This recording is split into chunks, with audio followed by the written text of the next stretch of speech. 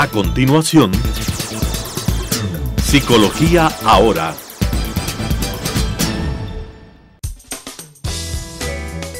Clasificación A. Apto para todo público.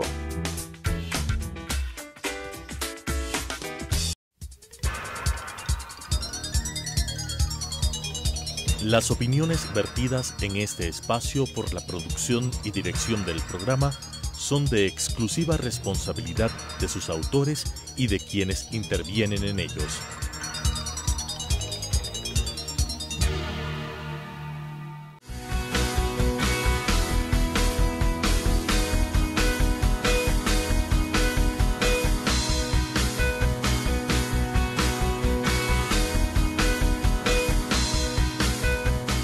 Buenos días, mis queridos amigos televidentes. Qué gusto tenerles aquí otra vez en su programa Psicología Ahora, el consultorio desde Telesucesos hasta tu hogar para que te pongas al tanto de las últimas técnicas y terapias del mundo de la psicología, también para que sepan de los talleres, de las nuevas tendencias y también para que sepan qué hacer si es que están viviendo una dificultad en su vida. Como ustedes saben, nadie está libre de problemas, de crisis, porque es parte de la naturaleza humana y eso nos ayuda justamente a evolucionar, a trabajar en nosotros mismos y también a entender qué buscamos, qué necesitamos, a mejorar en nuestras dinámicas, en nuestros patrones. Así que, como siempre, les recomiendo vayan a terapia.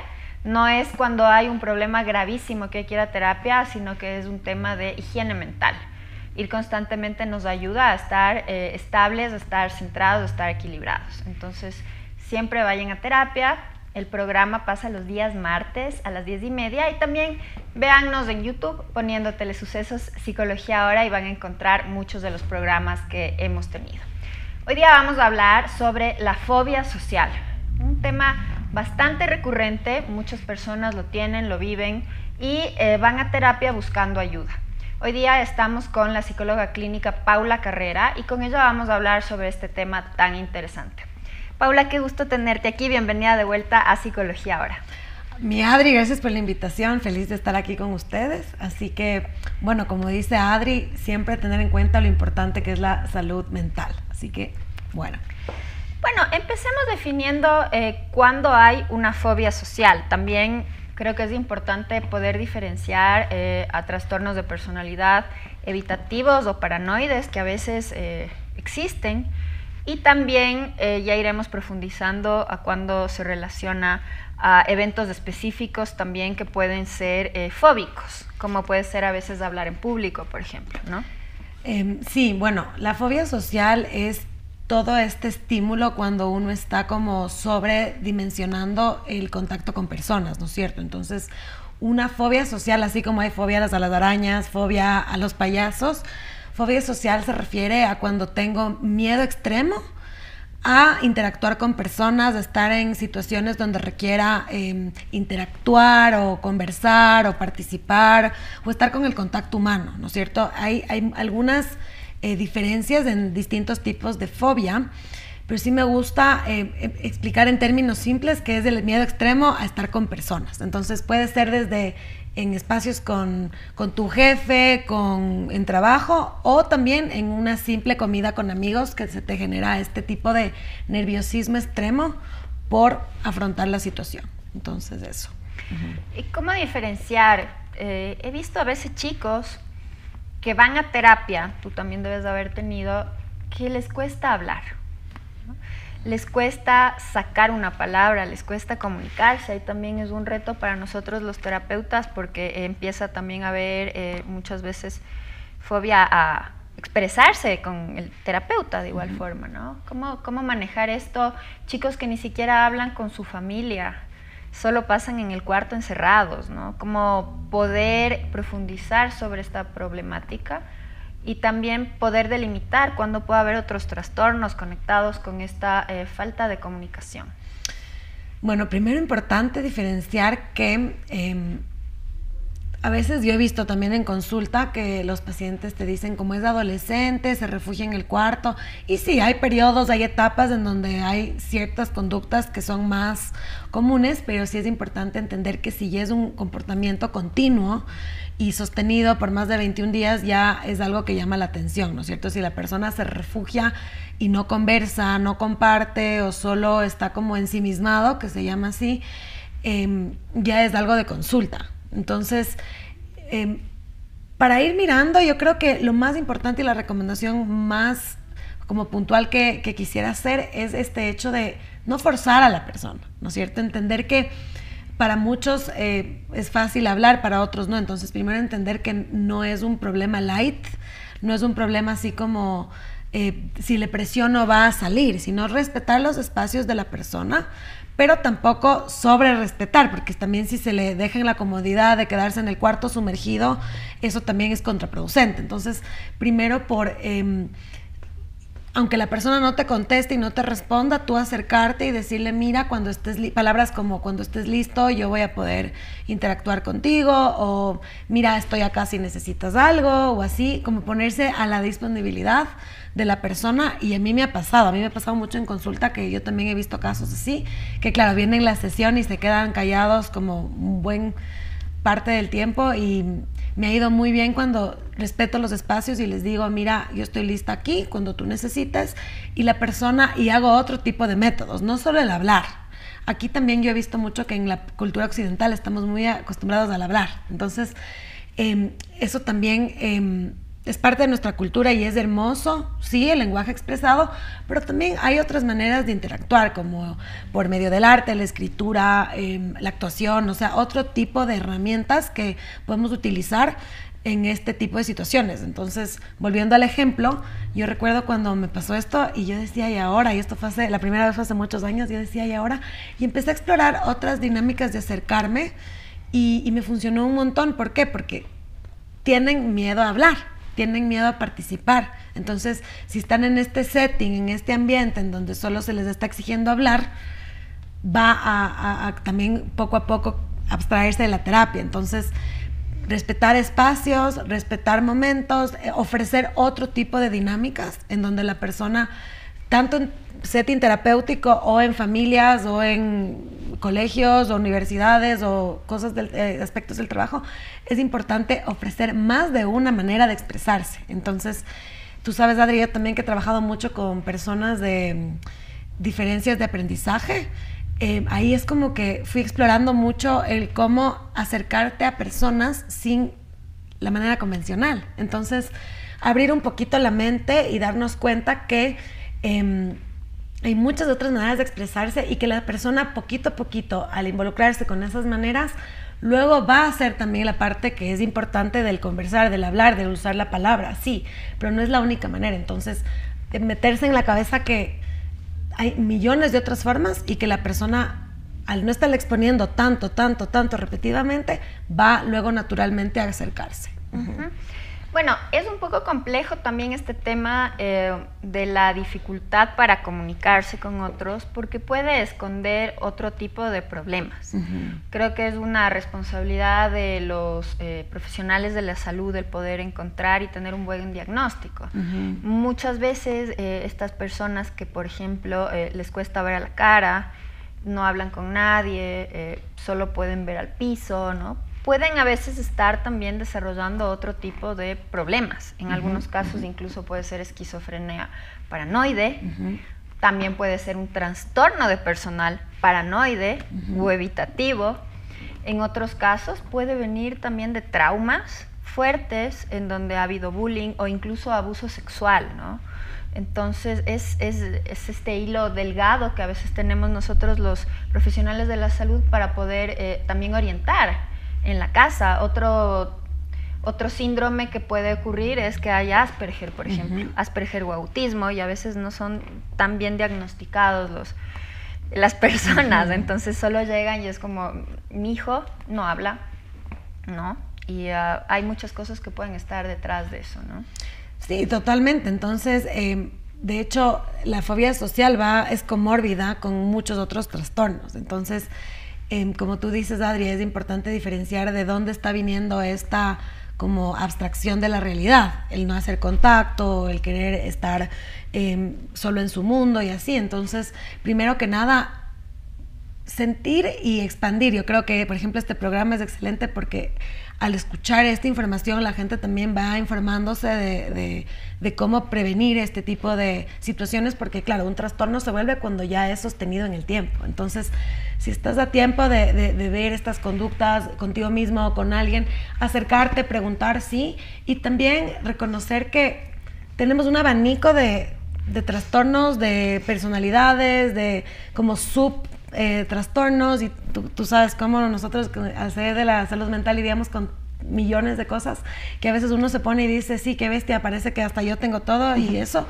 pero a la final entender que la persona también está atravesando por un momento súper único. Entonces yo sí creo que algo que puedo decirles es, una persona sí se va a abrir, sea de cualquier tipo de trastorno que está viendo, si tú estás usando el lenguaje correcto y acercándote de la manera correcta. Entonces, cualquier persona que tenga desde trastorno esquizoide hasta fobia social o Asperger, si el que se está acercando tiene en cuenta que la persona está pasando por un tema de vulnerabilidad y tú te abres a este tipo de dinámica y de mundo, la persona se va a sentir a gusto y va a abrirse contigo. Pero es importantísimo que no se le empiece a dar lo mismo con lo que tiene miedo al comienzo. Luego, cuando ya llegamos a una fase de tratamiento en donde ya la persona ha cogido más confianza y todo, podemos usar desensibilización sistemática en donde la persona afronte ese miedo y eventualmente va a poder hablar, va a poder expresarse. Pero sí creo que es muy importante partir de que no le voy a abrumar con lo mismo que está batallando en ese momento, ya sea desde la casa, desde el consultorio, desde la oficina, porque de esa forma solo va a seguirse replicando de nuevo el miedo. Claro, algo hermoso de la terapia es que el simple hecho de ir a un consultorio, tener ese espacio de seguridad y de aceptación incondicional que damos los terapeutas a como sea cada persona, respetamos el proceso de cada persona y su sentir, eso es bello, ¿no? Nunca los terapeutas vamos como a juzgar o a presionar, sino más bien es la hora del paciente, es el espacio de él, ¿no? Ahora, el tema sería cómo ir trabajando, por ejemplo, para ir especificando diferentes variantes dentro de esta fobia social, cuando, por ejemplo, un adolescente no quiere relacionarse con personas, por ejemplo. Eso es bastante frecuente, ¿no? Es que mi hijo no habla, no quiere conversar con sus amigos, no quiere presentar, muchas veces se quieren retirar del colegio, otras veces ya no quieren ir a la universidad. Y eso también se ha exacerbado, cabe mencionar, con la pandemia y todo el tema de clases virtuales, por ejemplo, ¿no? Bueno, primero, algo que sugiero yo es hacerle afrontar las situaciones, pero no como en tipo macro, ¿no? Sino hacerle como mini situaciones en donde se modele la conducta que quiero yo que pase, ¿no es cierto? Entonces, si la persona tiene miedo a relacionarse o no quiere hablar con personas o está como muy en él mismo, tal vez invitar a un amigo a su casa, a su espacio seguro, en donde en ese espacio es mucho más óptimo que él va a abrirse a hablar, porque si le voy de golpe y le meto en la clase de 25 chicos nuevos, ahí va a ser muchísimo más difícil que se abra. Entonces, proveer lugares seguros, personas seguras, también espacios donde la persona se sienta cómodo. Si la persona, por ejemplo, se siente incómodo al hablar o al estar con personas y le gusta el deporte, a jugar fútbol, hacer más de esos settings que de igual también va a poder socializar. Entonces, descubrir cuál es la habilidad o la característica que esta persona le gusta o se siente como bien y se siente hábil para a partir de esa actividad poder también sacar situaciones sociales, porque como tú sabes, Adri, igual en el deporte o en el club de libro hay que hablar, hay que conversar, hay que interactuar, tal vez no igual que, por ejemplo, ahorita que estamos así, pero brindar estas oportunidades para que la persona pueda de poquito a poquito ir afrontando el estímulo que necesita abordar. Sí, muy interesante y me parece un recurso muy bueno, ir paso a paso, exponiéndole a pequeños estímulos y que vaya como ganando confianza, ¿no? Muchas personas también ya en la adultez evitan ir a reuniones sociales, ¿no? Porque no quieren, no saben qué decir, pero cuando están con su amiga, cuando están con sus dos amigos, ahí sí pueden hablar, se sienten en confianza, pero cuando tienen que ir a una reunión grande se ponen nerviosos, no hablan. Y claro, eso a veces también repercute en cómo les ve el resto, porque lamentablemente va a haber una opinión también del entorno social en donde va a haber muchas veces, lamentablemente, una crítica. Es que no hablas porque eres tan serio, o qué le pasa a esta persona que es rara porque no habla, rara entre comillas. Y eso puede ser difícil. ¿Qué podríamos recomendar a las personas que tienen, digamos, esta dificultad de soltarse cuando hay un entorno social amplio? Bueno, alguna recomendación por ahí sería que no lo dejes de hacer porque es parte de nuestra vida, ¿no es cierto? Nosotros al ser humanos somos seres sociales y es parte de nuestra naturaleza interactuar, pasar con personas, hablar. Entonces, si me quito del todo y evito, eso no es la vida real. Entonces, algo que recomiendo es hacerlo por tiempos reales en donde tú te sientas cómodo. Bueno, de ley te vas a sentir incómodo si tienes este aspecto, pero no irse 6 horas al cóctel, sino irse 1 hora donde me siento cómoda, donde pongo el esfuerzo por dar lo mejor de mí, mi 100%, y para mí 1 hora está bien, uso esa hora al 100. Entonces, hacer el estímulo sin sobreestimularse y también sin dejándolo de hacer, porque si yo dejo de hacerlo, luego cuando vuelva en algún punto, porque va a pasar que te va a tocar, se te casa un hijo, tienes que ir a algún funeral, algo que de verdad tienes que ir, luego al no hacerlo, te va a dar el doble de ansiedad. ¿Por qué? Porque no has estado expuesto. Entonces, síganse exponiendo, y yo sí recomiendo mucho la exposición, no todos los días, porque es, claro, algo que le genera mucho estrés a la persona, pero sí, en cierta forma, hacerlo con frecuencia, al menos 1 vez por semana o algo, para que estas pequeñas dosis no te coja luego el susto de toda la escalera. Es como eso que decimos, subirte un step y no toda la escalera. ¿Por qué? Porque si yo luego ya has visto también esa frase que es use it or lose it, o sea, o uso y si no lo uso lo pierdo, es igual. Si yo no estoy usando la mínima habilidad que tenía, luego se me va a ir. Entonces, si ya sabes y estás consciente de este problema, o si tú dices, se me está dificultando un montón, ok, me pongo a hacerlo, no ni sobre haciéndolo, ni evitándolo al 100, ni black, ni white, o sea, una mitad. Me encanta esta recomendación, y creo que va de la mano justamente con esta etapa de COVID que ha habido, que si bien ya pasó, por suerte, todavía cargamos con ciertas consecuencias, y una de esas es que ciertas personas que han tenido unas tendencias más introvertidas han aprovechado para quedarse en sus casas y ya no salir más, y solo trabajar virtualmente y salir lo mínimo posible, y se ha ido exacerbando, porque cuando no socializamos también pueden haber otras situaciones complejas, como puede ser trastornos relacionados a la depresión, a la ansiedad, ¿no? Entonces yo veo que es un problema actual. Estas personas que ya tenían la tendencia a estar encerradas, con el COVID, con todo lo que se ha vuelto virtual, no quieren salir de sus casas, y posteriormente puede aparecer la depresión.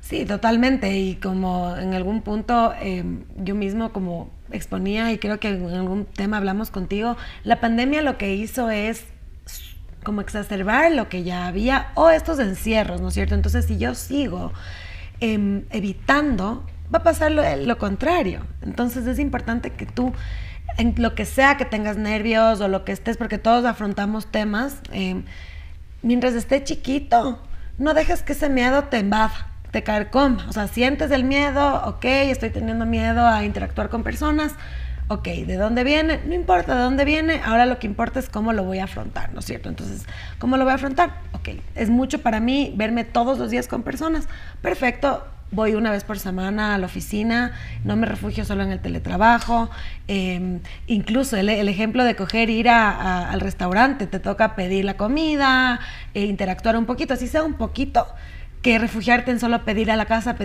porque eso también es no afrontar la interacción social, ¿no es cierto? Entonces, empieza por pequeños cambiecitos, por pequeñas cositas que tú puedes hacer para interactuar.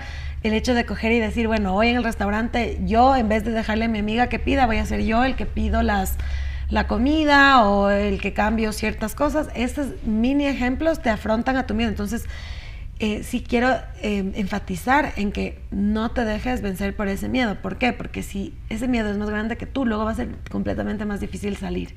Entonces, también ponte metas reales en donde tú te sientas un poquito incómodo, pero no tan incómodo, pero que las hagas y las actúes, porque es muy fácil también decir en pensamiento, voy a hacer esto, pero si no lo hago, no tengo la experiencia, no efectúo la acción, entonces incluso neuronalmente no hay el beneficio de ponerse ahí, ¿no es cierto? Entonces, que no se quede en pensamiento, que sea con acciones.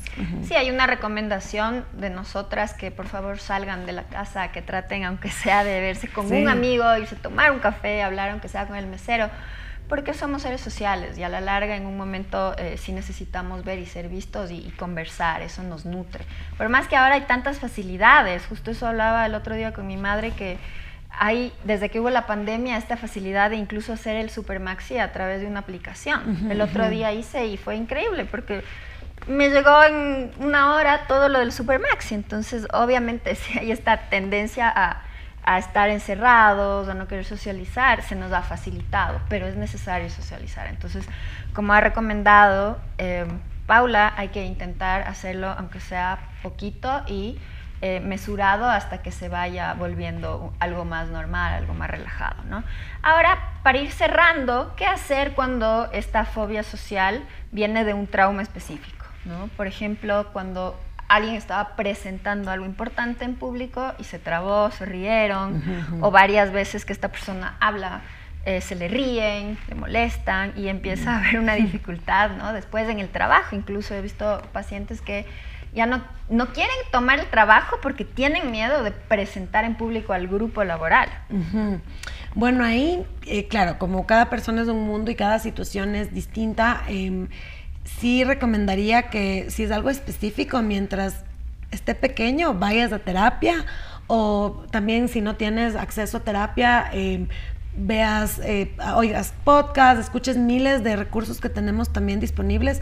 Obviamente nada igual a la terapia porque es 1 hora específicamente destinada para ti, pero sí recomiendo que recurras a esto. Y también algo que lo puedes hacer desde tu casa es escribir esa experiencia. Algo que sí he visto que ha funcionado mucho es en el journaling coger y volver a escribir, a reescribir esa experiencia traumática, y si lo puedes hacer más frecuente, ya sea justo después de que pasó y luego tal vez por un periodo de 21 días y luego como que va a ir perdiendo fuerza. Entonces esa sugerencia recontra funciona, yo lo he hecho personal, profesional, de todas maneras, y funciona. Entonces, ¿qué está pasando? Que tú al poner el foco en la escritura, tú te estás como abstrayendo y ya no estás tan emocional. Entonces, por eso funciona, porque estás plasmando algo que es súper emocional, súper traumático para ti, en algo como más externo, que luego cuando lo relees dices, bueno, tampoco fue tan grave, y luego le aumento algo y me acuerdo algo. Entonces,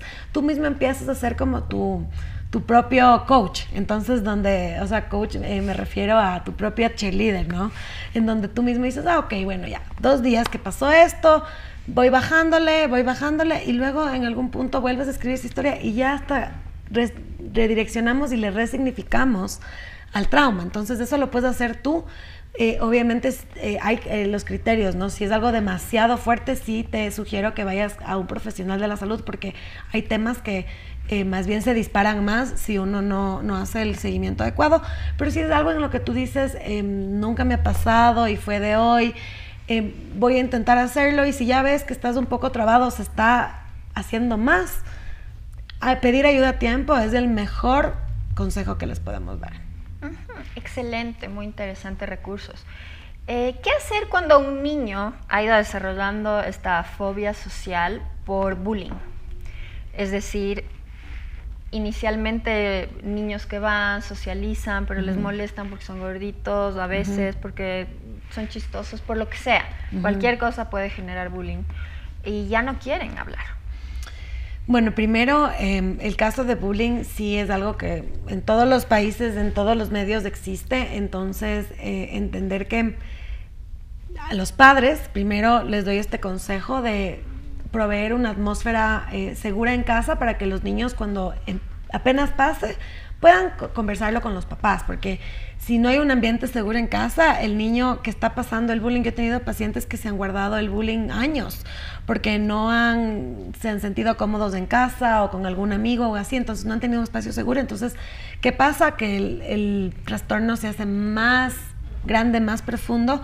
Entonces, eso, tener un espacio y proveer un espacio, ya sea como amistad, como en trabajo o en la casa, en donde se puedan conversar las cosas. Entonces, que si la persona te viene y te cuenta algo, porque a veces pasa, ¿no? Que viene el niño, el adolescente o el adulto y te dice algo y la persona de una recibe una defensa en donde le dicen, pero es que es tu culpa, porque tú siempre te quedas callado, o porque tú no bajas de peso, o porque tú eres con esa risa, no sé, como que la misma crítica le rebotas a la persona y la persona, ¿qué va a pasar? Se va a volver a ensimismar, a volver a cerrar, y ahí es contraproducente. Entonces, algo que les puedo ofrecer es esto de dar apertura y también de respetar. Entonces, si tú estás viendo que o tienes la bendición que por ahí se abre tu hijo o amiga y te dice, oye, me está pasando esto, lo primero es ofrecer un espacio seguro para que la persona siga abriéndose y tú puedas también abordar y arrancando en esta relación genuina que se dio. De ahí, bueno, se puede direccionar ya en el colegio, en la universidad o con las respectivas ramas para trabajar, pero si en ese mínimo contacto es tan importante ese primer contacto, que si yo no me abro de la manera adecuada, esa persona va a recibir el mismo choque y por ende va a ser peor para él, porque va a decir, mira, hasta con mi amigo, hasta con mi papá, hasta con mi tío me está pasando. Entonces, un poco trabajar en uno mismo para... Yo, algo que les digo que tal vez me han oído decir bastante es coger y respirar. Cuando alguien te dice algo fuerte, nuestra naturaleza a veces es reaccionar o nos da iras porque dices cómo le tratan así a esta persona que yo quiero. Entonces, coger y tomarse un momento, respirar y decir, ok, desde este lugar más claro, más tranquilo, ¿qué le puedo aconsejar a esta persona? Porque si solo me dejo yo también invadir con mi propia reacción, luego los dos en emocionalidad ya no tienen ni claro cuál es la mejor opción, ¿no es cierto? Bueno, se nos acaba el tiempo, un tema tan interesante y tan lleno de posibilidades para explorar. Pero bueno, espero que les haya servido la información que les hemos dado. Creo que es importante recalcar que esta fobia social puede venir de la mano con muchas causas, muchos tipos de trastornos, muchas situaciones, y cada persona es un mundo, hay que explorar qué pasa detrás. Bueno, les voy a dejar el número de Paula Carrera. Ella es una excelente psicóloga clínica para que se pongan en contacto con ella si necesitan terapia y trabajar este tema. ¿Tu número? Mi número es el 0998 03 3386. Ahí me pueden ubicar y también en las redes me pueden seguir como Paula Carrera_Rainbow PC. Ahí pueden encontrarme directamente y estaría feliz de trabajar con ustedes. Muchísimas gracias, espero que les haya gustado el programa del día de hoy, un tema muy útil, y nos vemos la próxima vez con más de Psicología Ahora. Que tengan una buena tarde. Las opiniones vertidas en este espacio por la producción y dirección del programa son de exclusiva responsabilidad de sus autores y de quienes intervienen en ellos.